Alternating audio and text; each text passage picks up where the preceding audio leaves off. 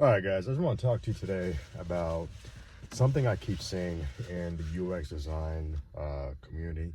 I think this really needs to be said. Just a quick thing about context here, a little background. So, I've been in the UX design industry field, whatever you call it, for almost like 10 years now. And one thing I keep seeing, especially with like new UX designers, and especially when they come into the field, and especially if they go through like a boot camp, or maybe they read like a bunch of design blogs, or they take like a course or whatever, and they come into the field with this like misconception about like how the real world works in product design. And recently I ran into like two posts, right? One was in the UX design subreddit, and the other one was on LinkedIn. Go figure. And both of these posts by newcomers to the industry had like the same symptom, right? The same symptom of like how, like a misconception about how the UX design field actually works. And the main point that I really want to get across here is not everything really needs to be UX optimized, right? And let me just kind of break down of what I mean by that. So the person on Reddit posted a picture of their TV screen, and he had the closed captions turned on, and the closed captions took over maybe like 25% or like 30% of their entire screen. And they were complaining about like, hey, isn't this like bad UX because the person can't really see like part of the image, or like part of the actual the TV screen or whatever. And on LinkedIn, this person shared an image of their stove, and they were complaining that the groove along the edge of their stove was meaningless. It was useless because it just collects crumbs. And my reaction to both of these posts was, leave it alone. And I say that because if it's not broke, it doesn't need to be fixed, bro. Like, if it ain't broke, it don't need to be fixed. Like, not everything needs to be UX optimized, right? Like, the thing about the TV screen and the closed captions, bro, like, that's for deaf people. Like, they don't give a fuck. Like, they don't care. It's not for you, right? It's not for you. Like, they would much rather read and understand what's going on and get the context that way than actually look at the image. Like, there's always needs to be like this thing about like priority. And when it comes to like that kitchen stove lady, you know, that groove alongside of your stove that you think just collects crumbs is there to catch excess liquid, like just so that way to make sure that the liquid doesn't like spill over onto the floor.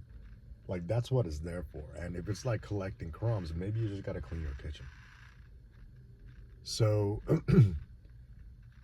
yeah, like I just see like people like this kind of flooding into the industry. And the question of, is the UX design industry dead or is it dying, is often asked a lot on especially like the UX design subreddit.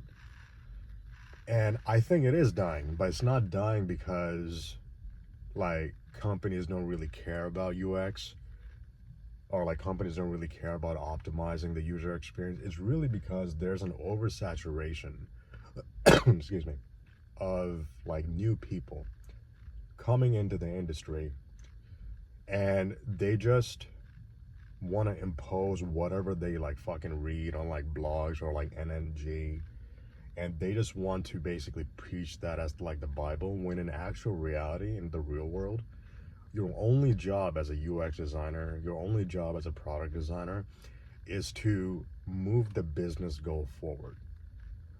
Like, if optimizing the user experience doesn't actually have a business return on investment, ROI, then yes, you are actually useless as a UX designer. You're not really doing anything, because, you know, design thinking is one thing, increasing the user experience is one thing, being user-centric is one thing, but it all has to serve a purpose. If a business is gonna hire you and spend, five and upwards of like mid six figures on you to give you a premium salary, they have to get a return on investment on that.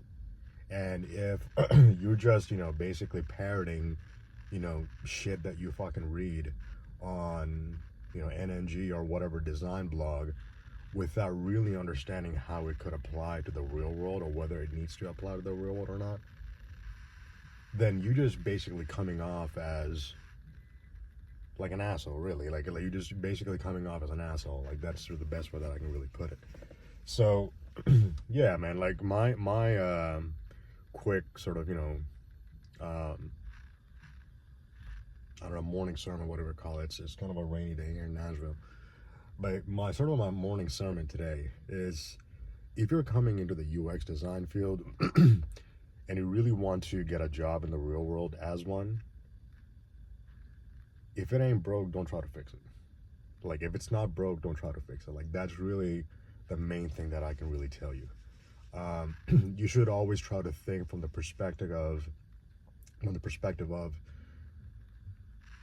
is optimizing this one area beneficial to the entire business as a whole, right? Whether it's, directly or indirectly, does it actually serve a purpose of increasing the ROI? And, I've gotten pushback from people saying like, well, maybe you shouldn't be on UX design, you should be in, business, design or whatever.